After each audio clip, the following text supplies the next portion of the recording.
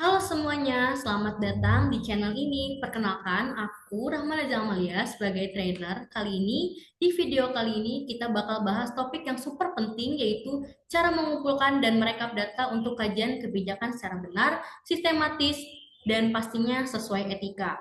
Kalau kamu mahasiswa, peneliti, ASN, atau siapapun yang sering bikin laporan dan kajian, video ini pas banget nih buat kamu.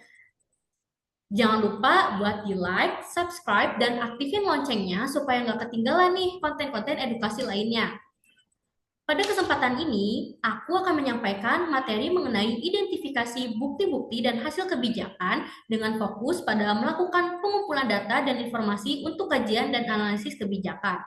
Materi yang akan aku jelasin yaitu mengacu pada unit kompetensi SKKNI yang dimana kode unit yaitu M72AKP 00.00.3.1 dengan topik utama yaitu penerapan pengumpulan data dan informasi kajian.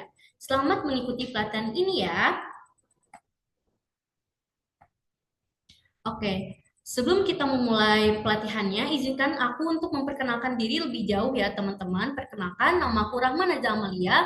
Aku lahir di Majalengka, pendidikan mahasiswa Universitas Pajajaran, S1, Fakultas Ilmu Sosial dan Ilmu Politik, Prodi Administrasi Publik, alamat di Jalan Bayangkara, Kota Majalengka, dan email aku ada di rahmanaza2@gmail.com.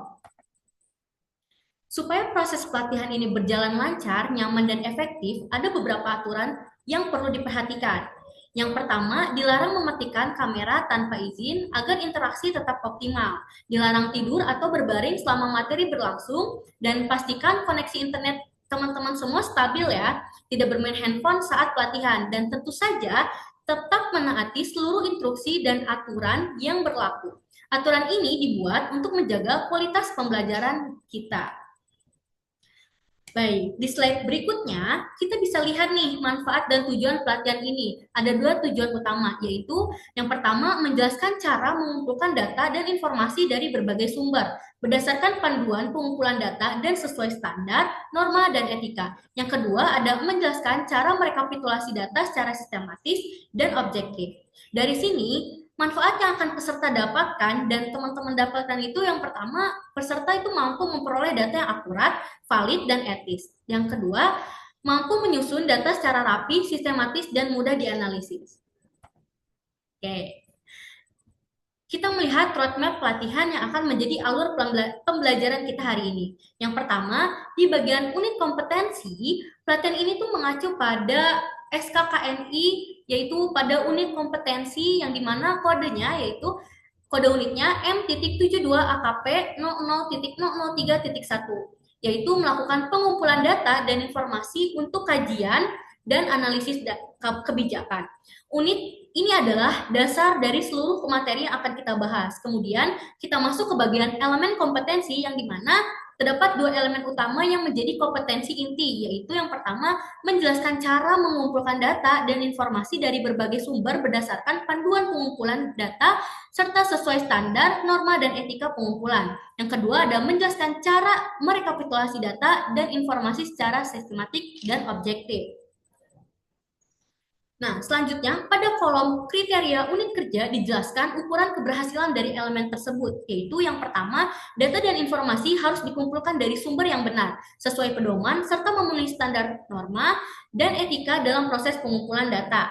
Yang kedua, data dan informasi harus direkapitulasi secara sistematis dan objektif, sehingga bisa digunakan dengan tepat dalam proses analisis kebijakan.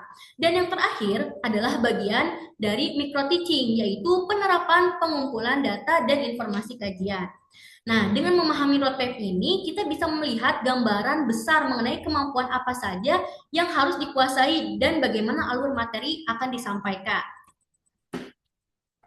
Oke, selanjutnya, sebelum masuk ke materi ini, ayo kita mulai dengan persepsi. Coba bayangkan, kita diminta menyusun kajian atau laporan, tetapi data yang kita pakai ternyata tidak valid, atau tidak lengkap, atau bahkan tidak sesuai aturan pengumpulan data. Hasilnya akan seperti apa? Kajian kita tidak bisa dipertanggungjawabkan. Itulah kenapa pelatihan ini penting. Kita akan belajar bagaimana mengumpulkan data, merangkum data secara profesional. Selanjutnya, melakukan pengumpulan data dan informasi untuk kajian dan analisis. Nah, Sebelum kita melakukan cara pengumpulan data dan informasi, kita harus tahu dulu nih pengertian dari data dan pengertian dari informasi. Pengertian data, menurut Pendit 1992, data adalah hasil observasi langsung terhadap suatu kejadian yang merupakan perlambangan yang mewakili objek atau konsep dalam dunia nyata. Yang kedua, ada pengertian dari informasi, yang dimana dalam Undang-Undang Nomor 14 Tahun 2008 tentang Keterbukaan Informasi Publik disebutkan bahwa yang dimaksud dengan informasi dapat dilihat berikut ini: keterangan, pernyataan, gagasan, serta tanda-tanda yang mengandung nilai, makna, dan pesan. Baik data, fakta, maupun penjelasannya yang dapat dilihat, didengar, dan dibaca gitu, yang disajikan dalam berbagai kemasan dan format sesuai dengan perkembangan teknologi informasi, serta komunikasi secara elektronik ataupun non-elektronik. Nah, dari pengertian data dan informasi, ada definisi pengumpulan data dan informasi. Apa sih pengumpulan data dan informasi? Nah, pengumpulan data dan informasi ini adalah proses memperoleh fakta dan keterangan dari berbagai sumber secara sistematis, akurat, dan sesuai pedoman untuk mendukung kajian atau analisis kita. Baik, sekarang kita masuk ke materi mengenai jenis-jenis data kajian. Slide ini sangat penting karena pemilihan jenis data yang tepat akan mempengaruhi kualitas analisis kebijakan yang kita hasilkan, teman-teman. Yang pertama, ada berdasarkan sumbernya. Yang pertama ada data internal. Nah, data internal ini berasal dari dalam organisasi, biasanya berupa data yang menggambarkan kondisi, aktivitas, atau proses yang terjadi secara internal. Contohnya, laporan keuangan, data kepegawaian, SOP, atau laporan kinerja internal. Data internal sangat membantu untuk memahami apa yang terjadi di dalam organisasi kita sendiri. Selanjutnya ada data eksternal, sedangkan data eksternal itu diperoleh dari luar organisasi. Misalnya data BPS, berita media, laporan lembaga lain, penelitian akademik, dan publikasi lainnya. Data eksternal diperlukan untuk melihat konteks yang lebih luas atau membandingkan kondisi internal dengan kondisi di lapangannya seperti apa. Selanjutnya ada berdasarkan cara memperolehnya. Nah, yang pertama ada data primer. Data primer ini adalah data yang dikumpulkan langsung oleh peneliti dari subjek penelitian. Metodenya bisa melalui wawancara, observasi, atau survei langsung. Kelebihan dari data primer ini adalah informasinya spesifik dan sesuai kebutuhan penelitian. Yang kedua ada data sekunder, yang dimana data sekunder ini adalah data yang diperoleh tidak langsung, melainkan dari dokumen atau sumber yang sudah ada sebelumnya.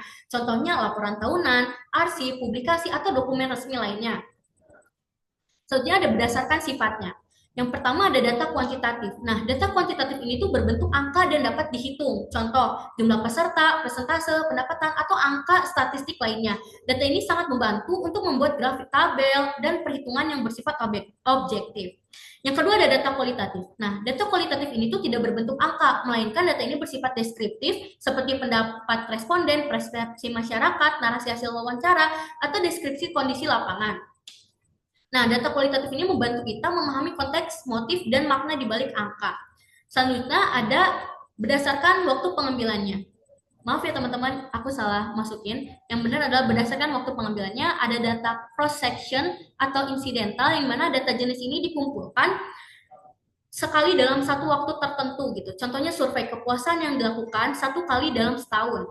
Yang kedua ada data time series atau berkala, yang dimana data ini dikumpulkan secara berulang untuk melihat tren dan perkembangan dari waktu ke waktu. Contohnya itu data bulanan penjualan, data tahunan produksi, dan lain-lainnya. Jadi, dengan memahami jenis-jenis data ini, baik berdasarkan sumber, cara memperoleh, sifat, maupun waktu pengambilannya, kita bisa menentukan nih metode dan strategi pengumpulan data yang paling sesuai dengan kebutuhan kajian yang sedang kita kerjakan tuh mau jenisnya apa gitu. Jenis data yang tepat akan menghasilkan analisis yang lebih akurat dan mudah dipertanggungjawabkan. Nah, pada cara mengumpulkan data sesuai standar norma dan etika ini adalah yang pertama ada tahap pertama itu ketika kita harus memastikan bahwa metode pengumpulan data yang dipilih sudah sesuai dengan kebutuhan kajian, seperti wawancara. Nah, wawancara ini digunakan jika kita ingin menggali informasi yang sifatnya mendalam, seperti opini atau pengalaman narasumber. Observasi, yang kedua ada observasi, digunakan untuk melihat situasi atau aktivitas secara langsung di lapangan. Yang ketiga ada kuesioner, yang dimana cocok untuk memperoleh data dalam jumlah besar dengan waktu yang lebih cepat. Yang terakhir ada studi dokumen, yang dimana studi dokumen ini digunakan untuk mencari data yang sudah tersedia dalam bentuk laporan, arsip, atau dokumen resmi. Pemilihan metode yang tepat sangat penting agar data itu diperoleh benar-benar relevan gitu. Selanjutnya, Mengikuti panduan pengumpulan data. Pada poin kedua ini, kita harus memastikan bahwa proses pengumpulan data mengikuti pedoman yang benar. Kita wajib menggunakan instrumen resmi seperti checklist, form, atau pedoman wawancara. Ini memastikan seluruh data dikumpulkan dengan cara yang sama. Gitu. Kita juga harus melakukan pengumpulan data secara konsisten dengan SOP, institusi, atau standar penelitiannya. Nah, yang paling penting adalah kita harus mencatat data apa adanya tanpa mengubah isi atau memanipulasi informasi. Jika panduan ini diabaikan, maka data berpotensi bias dan tidak dapat dipertanggungjawabkan, teman-teman. Yang ketiga ada mematuhi standar data. Nah, standar data ini tuh harus valid, relevan, akurat, dan dapat ditelusuri. Nah, selanjutnya gunakan format pencatatan yang rapih dan konsisten supaya data itu mudah dipahami dan siap dianalisis. Selanjutnya ada menjaga norma pengumpulan data. Norma berkaitan dengan sikap dan perilaku kita selama pengumpulan data. Dalam proses ini, kita wajib mengacu pada kode etik, Undang-Undang Perlindungan Data Pribadi yang mengatur persetujuan penggunaan data sesuai tujuan penelitian dan keamanan data pribadi. SOP pemerintah seperti yang dimiliki BPS yang mengatur cara melakukan wawancara, observasi, validitas data. Nah, pedoman etika sosial dan kesehatan juga mewajibkan kita untuk menjaga kerahasiaan dan akurasi dan tanggung jawab dalam bekerja. Yang terakhir ada etika dasar pengumpulan data, yang dimana poin terakhir ini kita harus meminta informed consent, izin sadar dari narasumber sebelum pengambilan data, menjaga privasi dan kerahasiaan, bersikap profesional, sopan dan netral, dan tentu saja tidak boleh memanipulasi data baik menambah maupun mengurangi. Etika ini juga memastikan bahwa data yang dikumpulkan bukan hanya valid secara teknis, tetapi juga sah secara moral dan hukum.